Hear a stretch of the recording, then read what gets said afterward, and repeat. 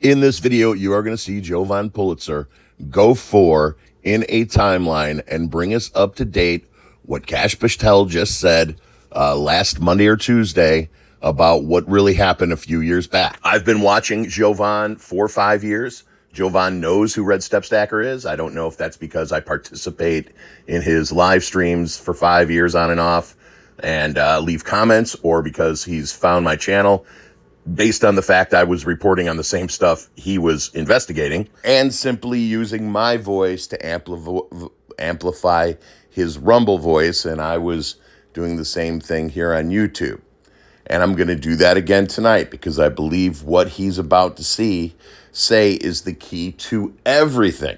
It's the umbrella of every problem that we've had. We fix this problem and a lot of other problems go away. You OG Intel folk may know 90% of this, but the other 10% I think is worth sticking around listening to while you clean the house or yada yada.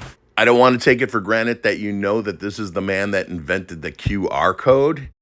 So what we're doing is we're diving into the 2020 election and the China connection. But we're going to go back to this brand new clip as it's breaking news. Yesterday, the fabulous Patrick Byrne was telling the whole world about China's interference all the way back in 2021. Take a look at the date. Here's his original post from that year about the overlooked aspect of the 2020 steal. He wrote back in 2021, quote, earth-shattering news. Chinese shipping receipt has been recovered among hundreds of thousands of shredded ballots in Georgia. And Patrick Byrne, a vindicated Patrick Byrne, joins us now. Can you believe this? Eventually it comes out, right, Patrick? Well, I've been through this before in my life. When in 2005 I started explaining Wall Street was ripping off America and was going to crater, I spent 3 years having people tell me I was nuts. I want to make sure you understand something. I've never said China and Serbia were in on the steal. You got to be very careful about that. And I don't want you to conflate this. You got a lot of crap in your head. Serbia did change the votes on the machines. China changed the votes on the machines. You know what? Words matter, folks. And if you listen, you will understand how it's done and why it matters. I just want you to understand that. I'm not sitting here today telling you, China did it. That would be bullshit. See, they're always going to give you a bad guy. They're always going to make you look the wrong way. If you're like, well, it was Serbia and it was the servers and it did this watch and the Germany. You're off on the wrong part. Get focused, folks. Tracy, thank you. God bless you. God bless you for that. Thank you. You've got to get focused. There are players, yes. But you don't want the singular Ruby Freeman. You want the system. I'm going to show you that system. I'm going to show you how it really works. You've got to, and yes, this is going to regenerate China, Russia, Serbia. Okay?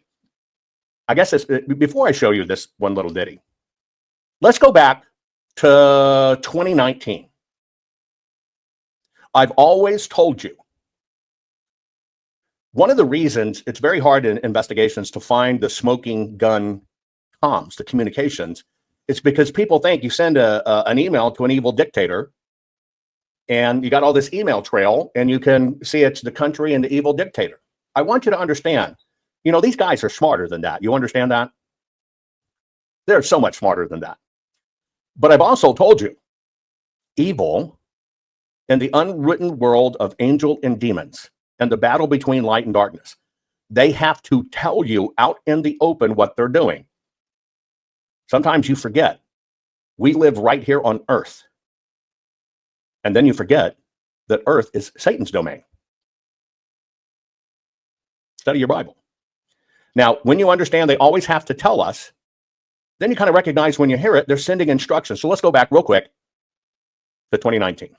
The only other adversary of ours who's anywhere near as good as the Russians is China. So why should Russia have all the fun? And since Russia is clearly backing Republicans, why don't we ask China to back us? I hereby tonight ask China. That's right. And not only that, China, if you're listening, why don't you get Trump's tax returns? I'm sure our media would richly reward you. Now, do you understand what actually transpired there?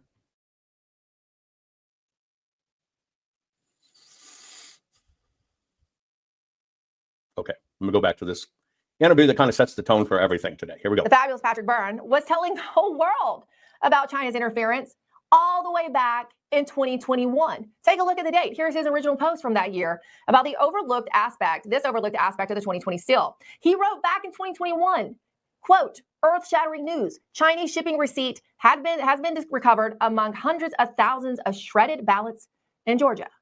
And Patrick Byrne, a vindicated Patrick Byrne, joins us now. Can you believe this? Eventually it comes out, right, Patrick? Well, I've been through this before in my life. When in 05, I started explaining Wall Street was ripping off America and was going to crater. I spent 3 years having people tell me I was nuts and then was vindicated. This is just the beginning. This is, I wouldn't say a nothing burger, but this isn't even the hors d'oeuvre course. This is the mint at the door when you walk into the restaurant, that we found out that, yes, China, in fact, delivered, I think 50,000. FBI knew in 2020 that China had delivered 50,000 fake IDs. I mean, artificial U.S. driver's license to people. Where was it? Chicago? Or I mean, where did Customs seize them? Dawn, the story was out yesterday. Chinese was manufacturing driver's licenses for people to use to vote in America. We knew on January. I spent New Year's Day 2021 down in Georgia, having flown down with some ballots, but also having acquired part of a team that had acquired some ballots out of the Fulton, Georgia, that is to say Atlanta, warehouse. We had a gal dressed up like an Antifa and walked in. It was a bunch of Antifa type blue hair kids. And somebody walked in dressed like that and got samples of ballots from the different stacks and took them out. And there was a court certified guy participating, so old chain of title. And we got it to an FBI. Actually, he's a forensic men who were old graybeards of the forensic paper world. In fact, they, I think, had created the FBI course. One of them had created the FBI standards. They've been in for like 30 years. Federally certified forensic guys. We brought it to them. They happened to be, I think they were in northern Florida, I forget, and got it to them that day. And I them as they examined, and they said, "There's paper here," and they actually gave us an affidavit. There's paper here that absolutely does not come. This paper, these ballots are all supposed to be on the same paper, printed in the same shop. These papers are the original. These other ballots are absolutely not. Stop. It's a different printer. It's different paper. Blah blah blah. And there were other. So we knew that there was some fake ballots woven into the Georgia election in 2020. In addition, we had people with their eyes on that Fulton place, and a paper shredding company came and picked up. This is after the orders had come out. Nothing was to be destroyed. Dominion acted, got a bunch of stuff picked up. A Dominion employee put it on his Dominion card, and we got all this not through discovery, but from the guy driving the van, and had 3,000 pounds of paper removed and shredded. And this special military shredding, which isn't just like strips, it's like crumples it and makes it a little confetti. But that truck was stopped. The DHS got involved, and there were some honest people from the DHS. So I'm telling you about the first couple of days of January 2021. An honest DHS official got involved, and he's saying it. The FBI showed up. The FBI showed up and said to DHS, "Nope. We got this. You DHS guys back out of this. We got this." And they put their arms around everything. And what they did is they gave that truck, I'm sorry, I'm going on too long. That truck full of the paper, it had been stored, shredded everything. And we actually recovered some of it. The FBI took it back and told the guys, finish the shredding job. That's your FBI. That was January 2021. So this is no surprise to me that the FBI, this is coming out yesterday, these no good nicks. They're absolute traitors within the FBI who at the top, I'll say, we all know that the FBI soldiers are good, but the people at the top were totally corrupt back then, and who knows what they are now. Well, that's still waiting to be seen, right? But at least we did get this bit of, intelligence documentation that has been sent to Chuck Grassley. Now to also be up to Chuck Grassley to be transparent and allow more people to see exactly, we have the summary, right? The characterization of this, but we need to see more of what is there. Patrick, why now? This DNI Ratcliffe's, former DNI, now CIA Director Ratcliffe's letter came up a lot or several times during Mike Lindell's trial. What was being used? You're going to see Lindell TV spin it as they've already started spinning. Mike Lindell took on the election companies and won. I'm not going to go into that spin. Okay. Few things about Patrick. Patrick's brilliant. Patrick has the same problem that I've trained myself out of in the way I speak, and people get upset with my pause and my cadence. But Patrick's mind moves faster than his words can get out of his mouth. But I've spent so many years behind microphones and radios and stuff that I personally have trained myself to deal with it. That's what the pause is for, just so you know.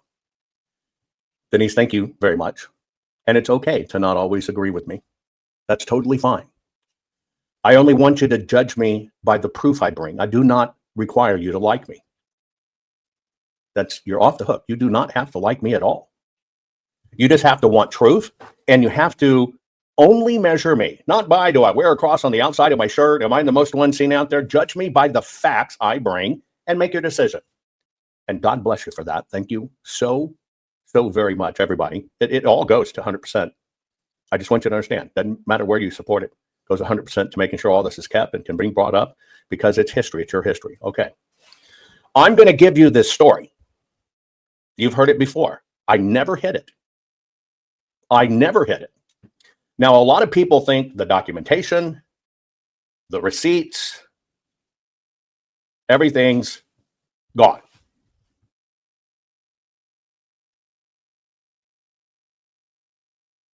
I'm just going to tell you that's not true. I'm just going to tell you that's not true. Now, that's what set the tone for this story. I'm going to show you a few more things first, and then I'm going to go into the story. And that's why it's probably going to have to be 2 parts. But you need to understand what it is. Now, here's, of course, Emerald will not interview me. Emerald interviewed Professor Clements showing ovals, saying they were filled in by the machine. I called her out and said, those are not ovals by the machine. The machine ones look different. Let me educate you. And her reply was, well, I'm not going to get into squabble with you and Clements over patent issues because you care about a patent. No, they'll put on bullshit experts all day long. That's how the system works. That comes with the territory. And they're going to try to convince you that Mike Lindell won. Vindicated, it's the machine companies. Again, not true. So here's the original tweet that went around. And the reason you see the shredding trucks and stuff is because I'm the guy that got it sequestered. I'm the guy that put the team. Now, just so you understand what Patrick's talking about is I had been in Georgia to testify. That's when you maybe saw me the first time to go viral. And that is New Year's weekend. And they're going to have this runoff right after it. We're all having dinner together. Now, why are we all having dinner together? Because security was an issue.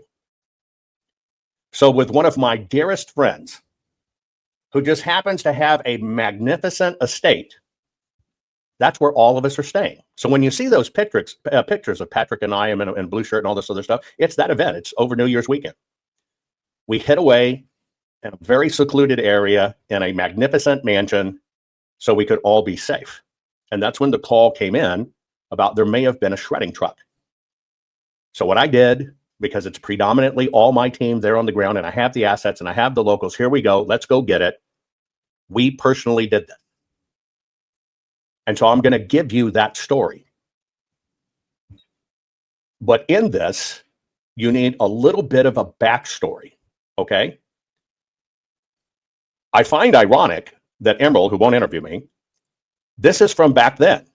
Why did 1 million absentee ballots show up in Fulton counties a few days before the 2020 election? They'll use the photos I release all day long. They'll use the information I release all day long. And they'll go, wow, looky here and here, looky, and look at all this. Let me see if I got the right photo here. Hang on. Yeah, here's the ballots. And I told every one of you this over 4 years and 7 months ago. This is how much detailed information we have in these stacks and stacks and stacks and stacks of millions of ballots. Great patriotic people on the ground risking their life to get this information. You knew this. If you followed me, you knew it. Well, now it's the flavor of the day breaking story. And that happens, but that's not the point. The point is maybe we're getting to the final truth where people are really getting educated and past this about the prison bars, right? So this is even one of the further confirmations from what I already knew. It's the paper, and that's how they did it. Okay? It's the paper, and that's how they did it. And we understood a lot about this underground. By the way, S2, thank you so very much. Thank you.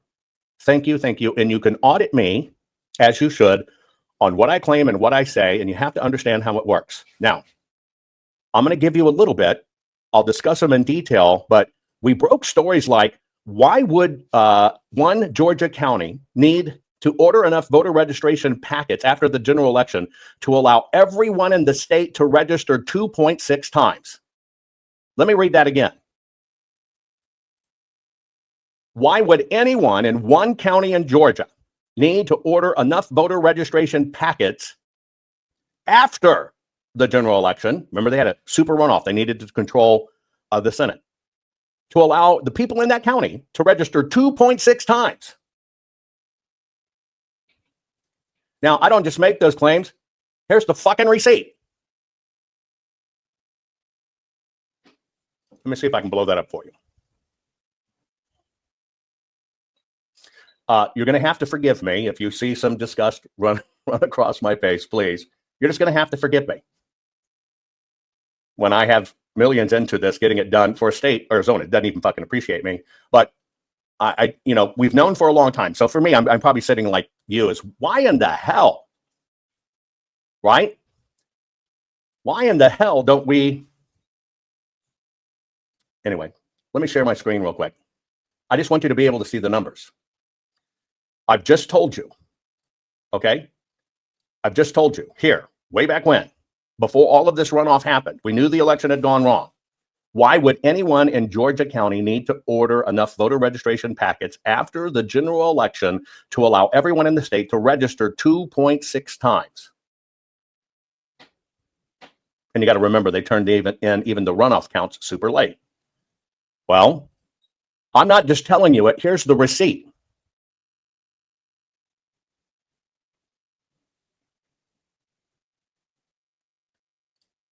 That's the difference between forensic work and investigation work and just estimations. I don't do that. Now, I'm going to explain why they needed so many in a moment. So you're just going to have to bear with me. That's why it's going to have to be done in two parts. You're just going to have to bear with me. If you're just a headline consumer, give me 140 characters, it's not going to happen. And you ain't going to learn shit. Another video that you saw way back when, now I may have these out of order a bit, and I want to remind you, we immediately started releasing, right? We started releasing, and by the way, you did see on that thing a discount of 10 million. No, it wasn't a discount. It was just how they kind of washed the money and hid it as a zero transaction. But yes, as soon as this started happening, we started showing you all of this. There was no logical reason to have all of this. And you're probably thinking to yourself, well, wait a minute, wasn't Runbeck the printer of the ballots in Georgia too? Yes. But does that mean Runbeck overprinted? Not necessarily. Do we have access to all the Runbeck records? No. You might remember that Runbeck in Maricopa County. Yes, same ballot printer. And the whole system, Republicans and Democrats, told Runbeck they didn't have to comply with our request. I won't go into details, but you tell me how when they said they mailed or had 2.5 million voter registrations, you just explained to me why for Maricopa County alone, they printed 4,089,000 ballots. Okay. Now, I'm going to remind you of some of the rackets that were going on, why we knew it was paper driven. See if this resonates with you. It's also a restriction in state law about care facility employees assisting voters with marking their ballots during the SVD process.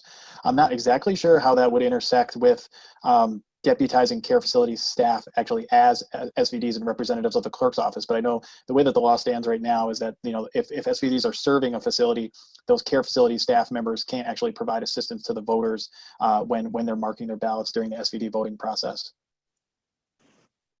We told you this too.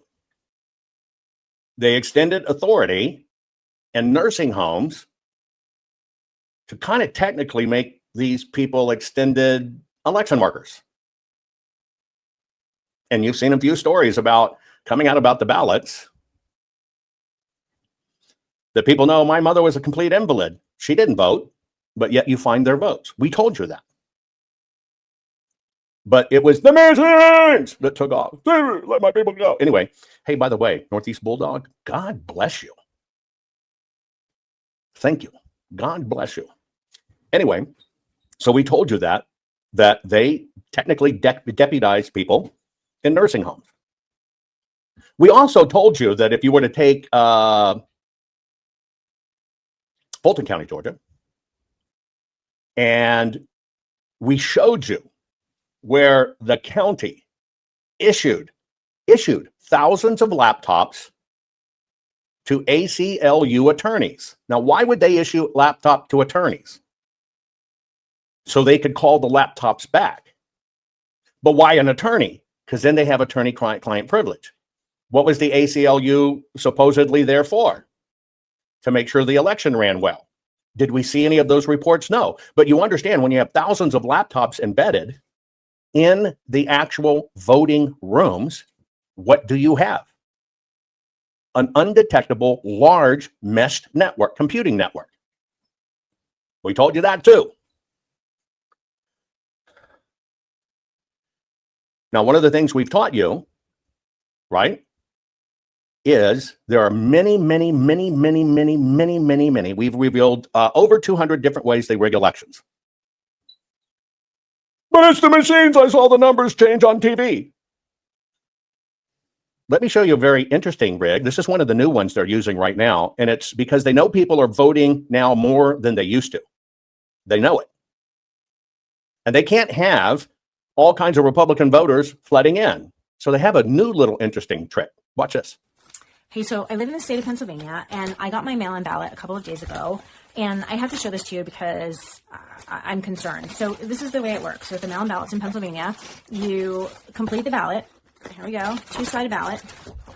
Upside down, sorry. But you get the point. You fill out your ballot, and then you're supposed to put the ballot in this yellow secrecy envelope, this official election ballot envelope, and then you put the yellow envelope inside the exterior envelope that gets sent back to your county board of elections. Okay, but here's the problem. My yellow secrecy envelope arrived. I took it out of the envelope that I received it in, and it's already sealed. Look at this. It's already sealed, and not only that, but my external mailing envelope is also already sealed. Look at this. This is how it came. Already sealed. So if I'm going to use these, which I'm not, but you know, if I'm a busy person and maybe I don't open it until the day of the election, because let's face it, people are busy, I'm going to have to open this envelope, use a letter opener or a pair of scissors or something, tape it shut, I don't know, and same thing with the exterior envelope. And it's going to look like my ballot has been tampered with, which means it's not going to be counted. So I'm going to be calling my county election office tomorrow and see what to do about it. But do you see how simple that is? That's not an accident. It's just a new type of hack they've learned. And that particular one is so they can disqualify ballots from certain areas. Just hang on. We're still going through it, and you got to bear with me. I'm sorry. I got a lot to set up. And by the way, Vivica, thank you so very much. I don't know that I would call this vindication. I'm being cautiously optimistic because you know what? I don't believe anybody and I don't believe anything. My belief systems have been destroyed. But you are the smartest patriot in the room. You've known this forever. I've taught you this and I've shown you this over and over, right? Over and over and over and over. I've shown you this, taught you this. You know it, but the world is now kind of waking up like, oh my God, it's brand new news. Holy smokes, KT Justice. God bless you. God bless you for supporting our program. I appreciate every one of you. We cannot do what we do without you, and that's also why we ask for your support at locals. And for people that walked away because they believed the machine stuff or they believed I was a grifter, it was a grift or whatever, which was a con job against this evidence. Those of you that left, I'd appreciate if you'd come back. But what all it does is keeps the evidence, right? Keeps the evidence. And I always told you it's going to be important, and I always told you it was going to take time. But what happened in 2020 happened to all of us. It's your evidence. You made it happen. You got the audit. But God bless you guys. Period. Now, you see what that, and I kept on telling everybody, that's like a practical effect in the movies. Sealed envelope. It's a simple hack that they get to claim was a boo-boo. Oh, the envelope must have been subjected to moisture. Well, see, we could prove that only those inside ones in forensics, no, those were sealed before they went in. The other envelope wasn't subjected to moisture. But that's why they don't allow forensics. That's why they want you to look at the machines. Another thing, I don't know if you noticed it where I was showing you receipts, but this is, and again, we broke this long ago. Long ago, we broke this story.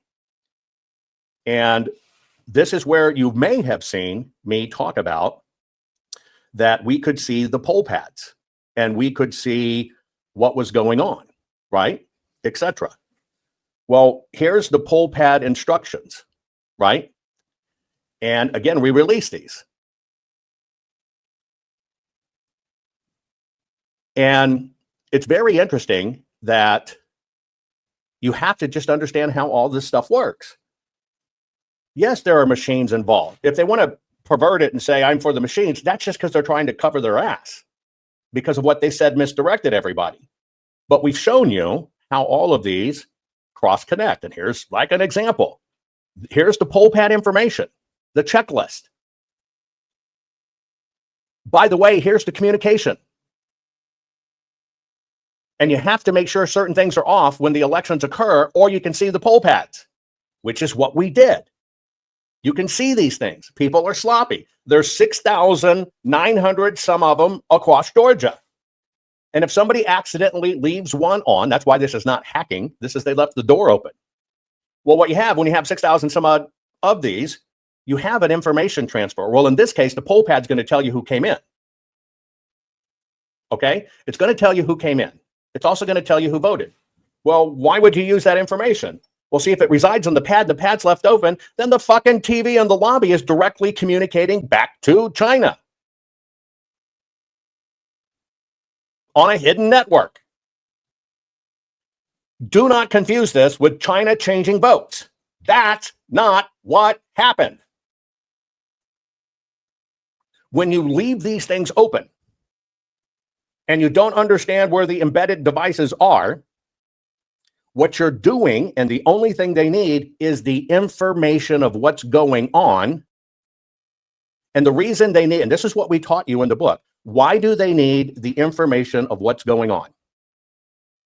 Do you remember why they need the information of what's going on? When you need, and you have to understand, you got to get the information going on. You got to understand who's voted and when. It's an information game. Why is it an information game? Right? Why the hell is it an information game?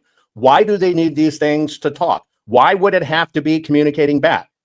Well, first off, anybody and everybody's going to cover their tracks. Does that mean China was changing anything? No. This is called an opportunistic hack. But in case you forgot what I showed you, and when you got to understand, well, what the elections, we can't track them all, and we just need more time. You got to understand, well, guys, that's the hack. It's a time hack, right? It's a time hack. Now, why do they need a time hack? The dotted line on the screen is the election, folks. Why do they need the time hack? Well, hang on, let me reshare my screen. I got to take this one out. And I know this, for some of you, this is a re-education, but bear with me. I've got a lot more for you. But the reason they need the time hack, here's the election. They know what's going on. There's election day. They need the time hack. So they get over here at the end of the election, December 8th and 9th, and they add in what they need. There it is. But no, full forensic auditor grift. Not done yet. Let me keep on going. Okay. So I showed you all of this. I showed you where, here's the paper. Here's what's going on. You've seen this post by Patrick saying, there it is, they shredded. I'm going to get to telling you that story, but I got to show you a few more pieces. Okay, so here's kind of how the story's circulating at the moment. Talk about just what a change in leadership at the FBI can do under Kash Patel, under Deputy Director Dan Bongino. How do you assess it, and what else might we learn in the coming weeks and months? I think we're going to learn a lot more about the weaponization of Jack Smith. I think there's a grand jury in Florida investigating the misbehavior of the Justice Department in the pursuit of your father. We know recently that there was a declaration of a government investigation in the Colorado investigation of Tina Peters. So I think we're going to learn that there were other tentacles of this weaponization machine that now are under criminal investigation, under Pam Bondi, under Kash Patel, under Dan Bongino, under the new weaponization department at the Justice Department. It is far more reaching than I knew when I started on the very first stories debunking Russia collusion. There are so many tentacles to it. And I think some of the ones that maybe we haven't heard about are going to create the surprise, fresh criminal cases. Some of the statute of limitations are passed on Russia collusion. All right, everyone got to pass on Russia collusion. But some of those actors return, and because they didn't face any consequence, they started another weaponization. Mm-hmm. And I think This group now has the ability to bring to justice several people who abuse the system in ways that our founding fathers would never have condoned for a second. I think you'll see some accountability. You'll see some arrests. You'll see lots of shaming. More than 100,000 pages of documents have been turned up by the FBI and turned over either to Congress or to Pam Bondi. They're going to get released. This is going to be the summer of heat. There's going to be a lot of major revelations in these documents. The FBI found them months ago. They've already produced them. Justice and Congress are in the process of making them public to the American people. We're going to get a sense of the size and scope of the network that weapon. I want to bring everyone up to date on the latest developments from that 2020 FBI intel memo warning that China might have been sending fake driver's licenses in to create fake mail-in ballots to help Joe Biden win. Last night, I got the text of the memo. I put it up for everybody so you can read it at justthenews.com. There's a busting headline in here. When the FBI called this back, so they have this intel. It's corroborated by licenses that are intercepted by Customs and Border Protection in Chicago. But they call it back anyways and decide we're just not going to investigate this because this would look good for Trump, bad for Biden. They ask all intelligence agencies to destroy the intelligence report that the FBI actually sent them. As a Federal Records Act, you're not supposed to do that. But they wanted it destroyed. Why? Because they probably didn't want it to leak out before the election that China preferred Joe Biden. Okay, I want to bring everyone up to date on the latest developments from that 2020 FBI intel memo warning that China might have been sending fake driver's licenses in to create fake mail-in ballots to help Joe Biden win. Last night, I got the text of the memo.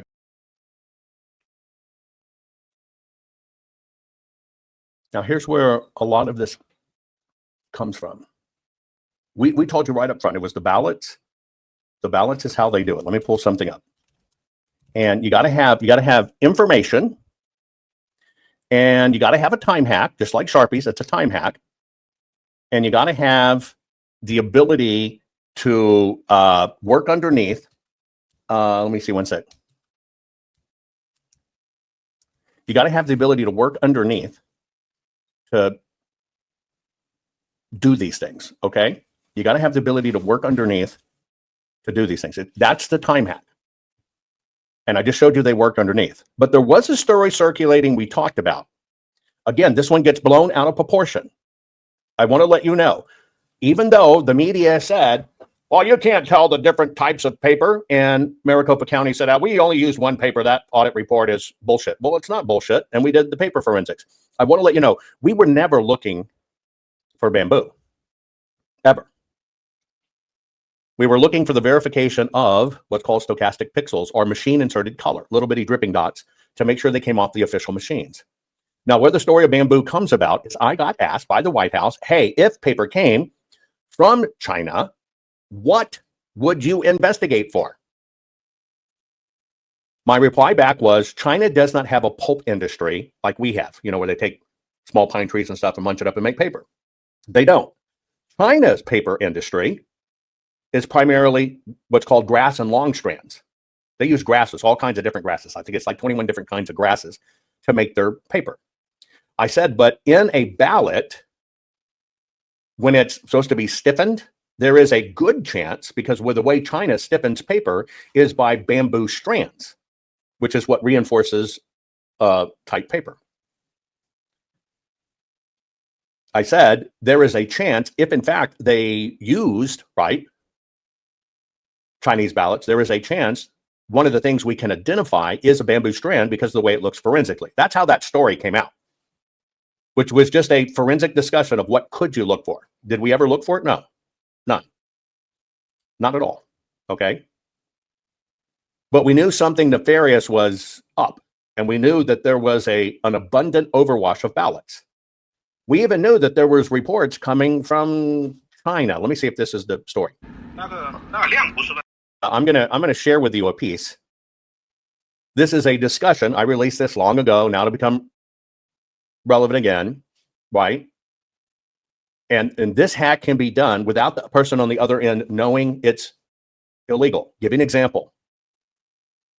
The law states, a very interesting law, but nobody freaking pays attention to it. The law states that ballots must be printed in America and must use American paper. That's a law on the books. That's a law on the books. That's why you look for papers that aren't made in this country. It's a very simple law. There were a lot of things basically leading to the fact that maybe other people from other countries participated in printing ballots. money talks, folks. If somebody's going to place an order for 10 million ballots and pay for it, no questions asked, well, the printer's going to fucking print the ballots. You understand what I'm saying? Let me show you some of the stuff, which is supposedly in China. It's a secretly recorded conversation. And damned if not only is a China company supposedly printing ballots, but damn it, it's the same machines we would print ours on. That's why it comes down to the paper. I'll let you watch these. 那个量不是问题，主要是那个，只要你那个填到位，那量不是问题，都可以的。因为它那个油墨有那个印刷的是不一样的。印刷不一样是吧？对啊，因为你仔细看一下，它那个选票的那个印刷是不一样的。那个没关系，我会看着那个图片来做这边。然后到时候你们这边发物流的话怎么发？因为我这边订的话就是大量的订这样子。大量订那个发物流的话，一般好像也要好几天哦，物流比较慢。发国际可以吗？我看一下，发国际好像也是走物流啊。可以走是吧？你这边费用的话多少钱打印一张？我这边现在叫人给你转。那个跟上次一样啊。OK， 好，我知道了。你再把二维码发我一遍，谢谢。然后那个还。So what you need to understand about how this video was obtained, it was a sting operation. Because you probably noticed the date being the 23rd of November. The election's gone and passed. What should you learn about this conversation? Well, in the sting operation, to expose it, the discussion is with the printer, showing the printer in the background, showing ballots they had printed, claiming, well, I'm told the ink doesn't look right. And he goes, well, let me check. No, the ink is right. We'll get it right. Why would they have American ballots? Now, one deduction you could do that, okay, if you're going to use a different ballot, you got to do like you play by the rules and you're going to take in the official ballots, but what are you going to do with them? I don't know, shred them up, use them as chicken fodder, store them in a warehouse and incinerate them? But this ain't the machines. Sensational video and photo evidence has emerged exposing a factory in Guangdong producing 500,000 blank American ballots. The Gateway Pundit, an online news publication, confirmed that the video was provided by Vanessa A. Olivides, a third-generation member of the Chinese Communist Party. Vanessa tweeted on November 9 that the printing plant in Guangdong, China, was printing out fake ballots, which were then mailed to Canada and Mexico under the name of medical supplies between August and October 2020, and from there flown into the United States. The released video of the phone call to a Chinese manufacturer requesting a bulk order of fake US 2020 ballots has been revealed by the Gateway Pundit. Here is the translated recording between the caller and the ballot printing company. Okay. Again, it's the paper. It's the paper. Now, do machines play a role in the paper? They do, but not like you're taught. See, you've been taught that the machines change the vote. No, the machines need intel. They're watching the machines, which is exactly what we taught you in our bestseller, Countdown to Chaos, which you can find on Amazon. You have to understand what's going on. It's an intel operation. By the way, if you're just joining me, we're talking about the 2020 election and the China connection. Okay? And I'm showing you these pieces. And it goes back to, well, there was a lot of evidence from China.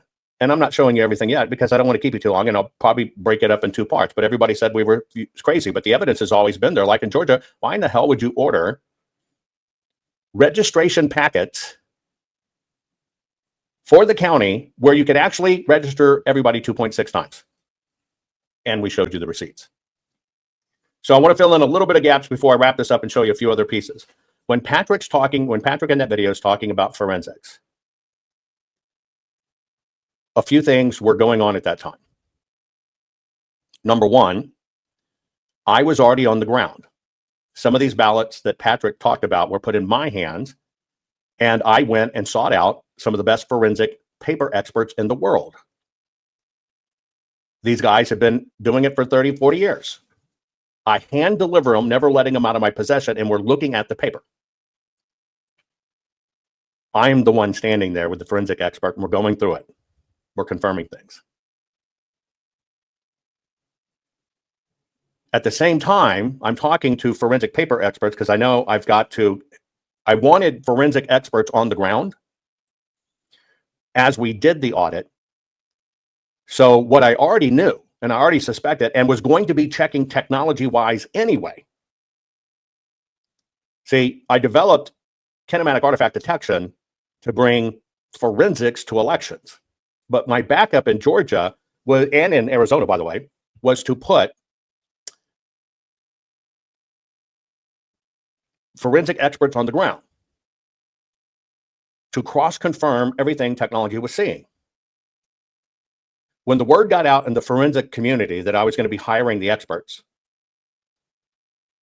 the international and national organizations that govern the forensic experts told all of the forensic examiners in the country, if you participate in this audit, we will blackball you and make sure you get no more business. They sent that message to every forensic paper expert in the world. So what were they afraid of? I talked to these guys, many of them incredible patriots, developing things for our country, but they're told, you participate in this audit. Either way, Arizona, Georgia, doesn't matter. You're done. It even goes deeper than that, but I want to show you one other thing for you guys in Georgia. Let's go back to early 21. Hey guys, how's it going? Jovan Hutton Pulitzer. Listen, for the volunteering in Georgia, I just wanted to say thank you to everybody, the people that it's their effort, that, you know, it's their suit and everything else.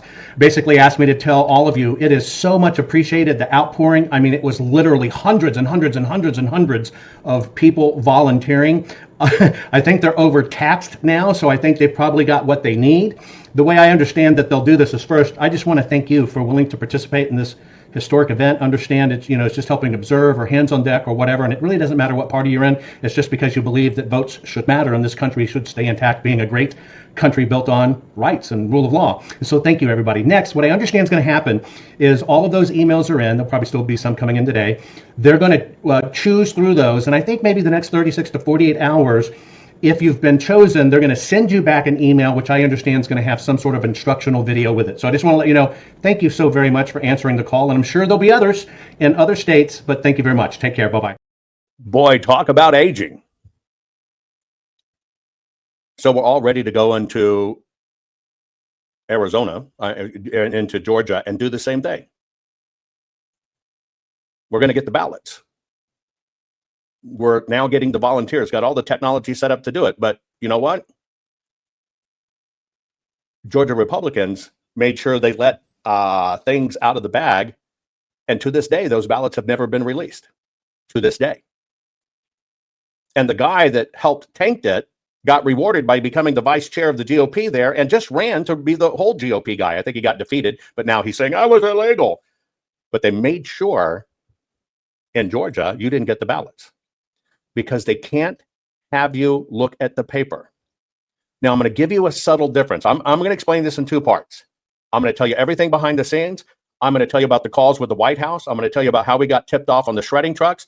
I'm going to tell you about all the Chinese evidence we found. I'm going to tell you about where things went awry. I'm going to tell you about Mark Meadows and DHS and supervisory FBI agents and all this other shit to make sure none of it got to you. But I'm going to go back to that day that I testified and I said, it's the ballots, it's the ballots, it's the ballots, it's the ballots. We already knew. And I want you to understand this. You just got to use common freaking sense.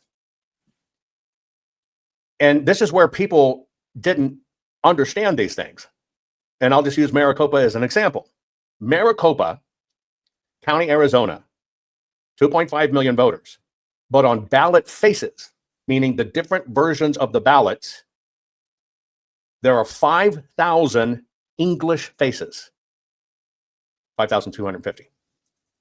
And then you got to duplicate them in Spanish. So there's 10,500 different versions of the ballot, not one. People can't wrap their head around it. But you don't take precinct 500 and insert it into precinct 1. That used to not be allowed. Well, what'd they do? They took away voting at the precinct, and now you can go to vote centers, which means they can get them in from everywhere. That's part of the rig. But what you can't do is you can't blow the precinct. You can blow the precinct chief. You just can't blow the precinct. If they've got 5,000 voters, you can't have 5,300 voters. And so in order to avoid that, you have to have all of the information in real time. We knew this. So even before the Arizona audit, I'm telling you, there's no fucking folds in these, which we know it's not by mail. It's that simple. If it was mailed, it'd have a fold. And then you deal with absolute facts. They're going to have color if they're an official ballot. You know it, and I know it. If they're an official ballot, they're freaking going to have color. You can't miss it. Right? You cannot miss it. They're going to have color in the ballot. If they're printed on election day, they're going to be black and white. There's just some absolute freaking facts. If they're walk-in, they're going to be black and white, but they're going to have a handfold in it. And none of them passed it. None of them passed it in any district. Well, see, we knew this was coming because I had learned in Georgia, holy shit, if they've got all these ballots stacked, and I already know they're not folded, we have to understand how to detect these things. That's where we brought it out. But I always knew there was an information hook in it. Here's where I talked about it for the very first time of why does all this shit communicate? America needs answers. They need confidence in voting back, and we. This is, I think, December 30th, 2020. I think, if I remember correctly. Okay. Now remember, ballots aren't generic. They tell you it's a security feature.